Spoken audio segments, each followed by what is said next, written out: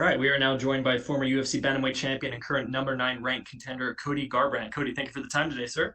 I appreciate it. Glad to be here. We will take the first question from Roman Madrowski with ESPN. All right.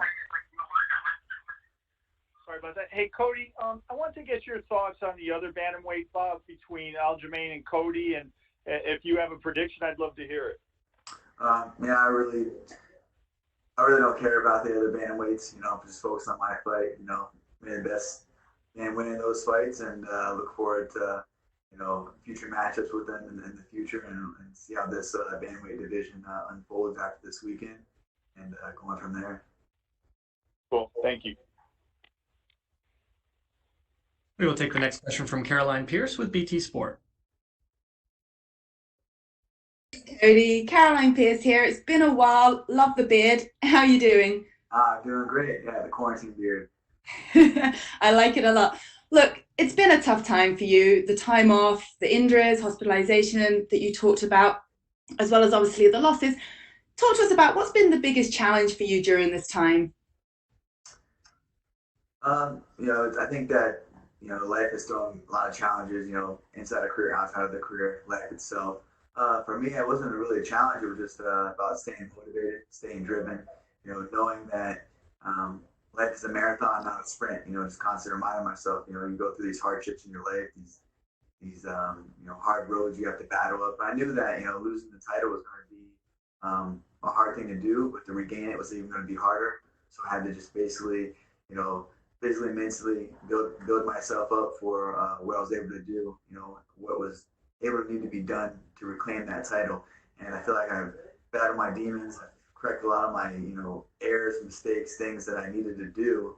Got out of my comfort zone, went to New Jersey. Spent time away from my comfort zone and my family, my everything that I've known. So I went coast to coast, and I think this is going to be a huge payoff coming Saturday night. Well, talk to us about that moving, well, not moving, but splitting your time between Team Alpha Male, Mark Henry, Ricardo Almeida. What have they added to your arsenal? Where do you feel that you've grown in that time with that additional work and that change of scenery that you've had? I feel like my coaches from Team Alpha Male, my coach from New Jersey, Ricardo Almeida, Coach Henry, they've added a lot. Just with the coaches of Team Alpha Male, they've all blended everything together, and just always constantly each camps have been just reminding me to be myself. Do what I am best at is be a fighter, be an athlete, and just remind myself to have fun. To fall in love again with the sport, to have that passion, that fire. And I think that's the difference from this fight camp to the last fight camps going in, leading up to the fight. That I'm hungry again. My passion burns everything that's ever have, and just very thankful that fire's back.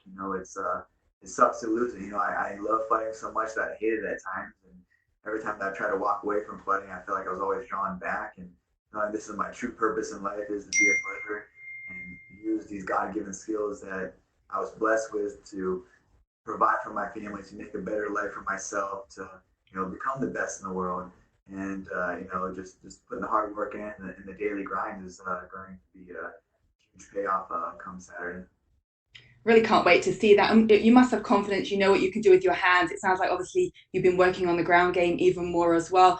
Sometimes in the past, there's been a tendency that your emotions can both show us great showmanship in the octagon, but also, have got the better of you a little bit. You talked about the psychological work that you've done as well. What does that look like? And is the plan against Asensao, who's not an emotional guy in himself, he's not going to really rile you up, is the plan to sort of taper that a little bit? I have a nice game plan, just be myself in there, just be myself and have fun, mix things up, become the martial artist that I know that I am, that I know I've been working on. So just about having fun, man. I'm excited. This whole week, even getting here, it's just felt great to be here fight week, getting the Reebok here, the smallest things, checking in, getting picked up from the airport, like those small things you take for granted. I think you lose sight of those sometimes. Just excited to go through this journey of fight week and have those feels again, get goosebumps thinking about it, your heart races when you think about the fight. And I think that's the difference, mentally, physically, emotionally, I'm invested in this sport again, if you want to call fighting a sport, but I'm all in, I I felt like after I won the title, I didn't set goals after. Obviously, I had injuries. I was more worried about staying healthy and getting healthy. So I wasn't able to visualize what my next plans were, what my next goals were. And that's what I've done my whole entire life was visualization, manifest my future. And all I could really focus on was just staying healthy, getting healthy, rehabbing through my injuries.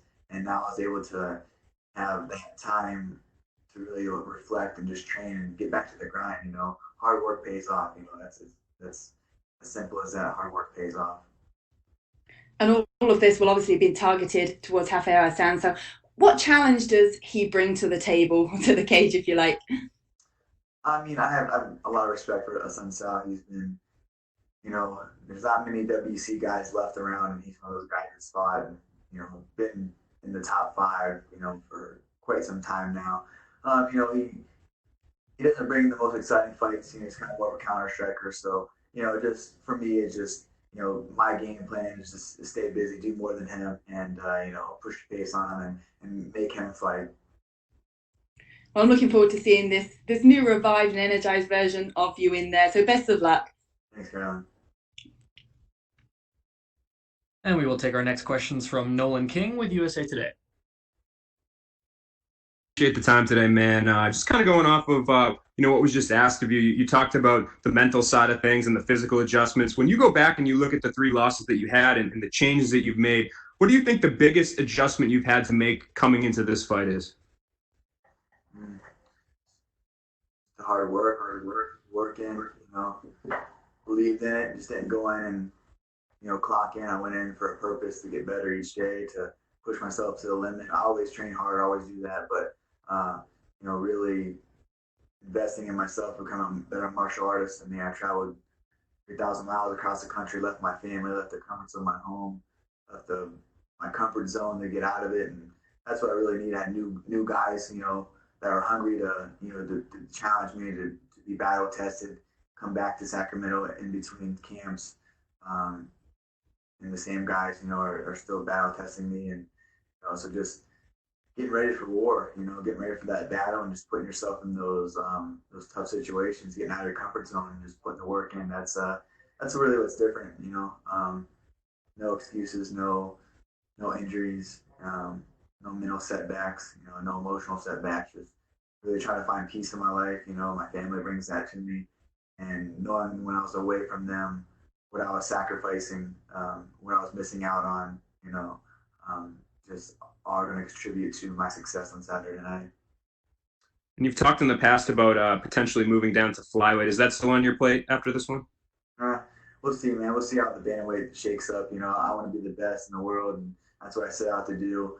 If it's in my cards to go down to 25 and become the flyweight champion as well as the bantamweight champion, then we'll do that. I'll talk to my coaches and managers, but first and foremost, I have a tough adversary in Rafael Sunsal this Saturday. I'm focused on, but you always try to have your second move ready to go. But it's getting back to the throne. That's what I want. I want the bantamweight title back. I very excited for that opportunity to climb the ranks again. Once a hunter, always a hunter. And what do you think the game, like the map to that title shot is? Do you feel like with just a couple more wins here, given your name, given that you're a former champion, you could be right back in that mix? You could be the one fighting for the title. Just go out there and be myself. Go out there and fight the way that I fight. Put on performances. Charge people. First, second, third, fourth, whatever round I have to do it in. Just cool, calm, and collected. Just really show my growth. I look at it as like a lot of people look at a loss and failure or setback as not no progress, or no. But for me, it was like I've had to learn the hard way my whole entire life, and I feel like I won the title at 25. I was 25 years old, 11-0 world champion. I lost it early, and I feel like I'm still, I've hit my prime at 28 years old. I feel every day I'm getting better as a martial artist, as a human, as a man. So I just feel like my best days are ahead of me, and just knowing that life's a marathon, not a sprint. So whatever it takes to get back to that title shot, to become a world champion, I'm mentally, physically, emotionally prepared to do whatever it needs to be done. Good luck Saturday, Cody. Appreciate the time, man. And we will take our next set of questions from Mike Heck with MMA Fighting. Hey Cody, as you know, in the sport, especially hindsight is a fickle beast, and you sort of alluded to you got pushed pretty quickly, became a champion in just 4 years as a pro after just 11 fights. If you could do things differently and get yourself out of your comfort zone, like you talked about, and learn these lessons a little earlier on, would you do it, or is this an important part of your story and your journey? Yeah, I would never change anything in my life. I feel like whatever stage you're in or whatever you're going through, you're going to grow through. I truly believe that the Lord puts you in places in your life for learning experiences, setbacks, success. Like, are you prepared for the success that's going to come with a win? Are you prepared what's going to have to be done with a loss? And I've battled my demons. I've faced myself. I faced my insecurities, my setbacks, and really studied those, and really like, all right, I'm gonna. It's on me to turn this around. It's not any coach, any teammate. It's on myself, and just being real with yourself and true with yourself and what needs to be done, and that's just putting the hard work in. Grinding completely in every facet of every martial arts discipline you need to do. You need to work on this. You need to work on that, and just becoming a better martial artist is what has really changed my eyes. Going to Jersey has really been a blessing for me. I hate change. Change in my life is I always was like, I'd come home from school, my mom would move the furniture around, and I would literally get physically sick because it would change. So sometimes, I think that we look at change as a negative reflection in our life, but some change is good. This has been good change. A little bit of insanity. You can go in there and do the same kind of game plan or same um, approach to the fighting like I have. That's insane. It's being insane. So just really just soul searching, man. Just talk with myself. It's me versus me always. It's never my adversary or my opponent that's in front of me. It's always if I can battle myself, I can defeat myself. Then I'm gonna go and be victorious against any opponent. Because whatever I do, I'm the harshest critic of myself, and on the corrections and just being real with myself. No excuses, no nothing. Just I wouldn't change anything, man. Like I don't see anyone else that was brought up. Not too many people was brought up like I was, especially in the fight game. I fought everybody. I fought the top contenders, the undefeated knockout artists. 8-0s, the 21-0s. I made us, starched them. Everybody they put in front of me, knocked them out. Couldn't beat Dominic Cruz. Masterclass performance against them. And for me, once I obtained that goal, like I said, of being a world champion, I dreamed about it since I was a teenager. I obtained that goal. I got injured shortly after. I couldn't manifest or visualize myself inside the octagon or defending the title because I was so focused on staying healthy. I had a huge back injury. I tore my back. I had an annual tear and went to Germany. I did stem cells. I did everything I could besides going under the knife to get surgery. And then that took a long time to rehab and rebuild. Any sport, any athlete knows it's the physicality of it is intense, but the emotional, mental side of it is like, hey, can I push this without it doing it again? So kind of was like held back a little bit in my training, so I wasn't super prepared, but I just got back to that, like that physical grind. The physical grind, man. I ended up landing myself in the hospital for a week because I had a kidney infection, just training too hard. But I got out of the hospital and was right back to work, and that's it, man. You have to go through those things. You're gonna be faced with so many different things in this sport, ups and downs, highs and lows, and I feel like life goes in the same way. You just gotta find that balance of life and fighting a career and balance it all. And I feel like I've done a great job as of lately, the last year, I would say, to really balance the father, the husband, the fighting, being able to turn it on and off, the switch when it's go time, to where I'm in focus fully in camp, and just really working through everything that life throws at me. Has this all provided some valuable lessons for you to pass on to your son as well? To know that sometimes life's going to throw you some curveballs, but it's how you react to them, how you bounce back from them and move forward that defines who you are as a person? Yeah, definitely. I have eyes on me. My son looks up to me. He watches every single thing I do. I'll shadow box in the house, and I'll see Kai shadow box, and they're all, just doing this. Me and my wife trip out all the time because he just listens to us. He just absorbs everything that we do and say and how we act. So I want to be a good example for him. You know what I mean? Like completely be like someone. I want him to be proud to be like, Cody's my father. You know, and that's my father. You know, what I mean, that's something that at the end of the day, whether how many titles I have or defend or how many fights I win from here on out, he knows that I give it my all. I never gave up when the going got tough. I never took a knee. You know what I mean? I might have bent a little bit, but I never broke. You know, I got up no matter time I got knocked down. Keep getting up and fighting for a better life for him, just to show him like sometimes life doesn't go as you plan. You gotta roll with the punches and keep going. So that's for everybody. That's for everybody in life. I hope I can inspire a lot of people to like not give up if they're going through hard times or I mean I was on top of the world. I mean I was a world champion, young, had everything, had the world at my fingertips. And I'm on a 3-fight skid, but that never deterred me from what I feel like I am. I'm the best bantamweight in the world, and I get to showcase that again June 6th with a refound love of the sport, passion, fire burning. Just this one's for my soul. This is what I need. As much as I try to have that hatred for fighting, I'm always pulled back into it because I need fighting more than fighting needs me.